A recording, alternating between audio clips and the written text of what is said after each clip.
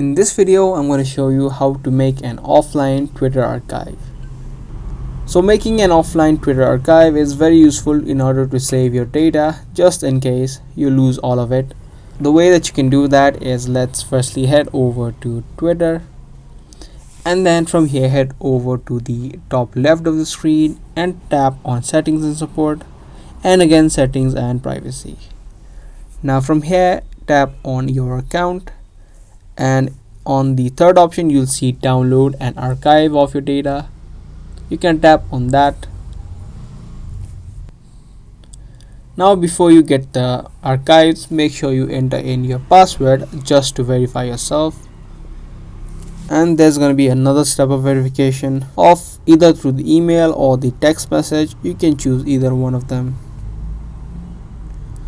If you choose the email, you'll get a verification code on your email address or in your text message if you chose the text message option.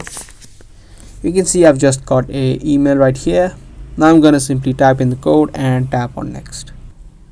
Now you'll land on this section. Here you can simply tap on request archive.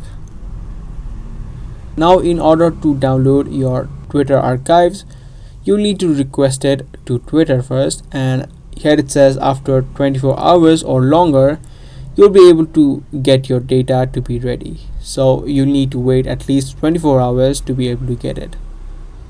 It usually takes more than 24 hours, so make sure you wait it out, and after you receive an email you can easily download it by typing on this download button right here instead of requesting archives.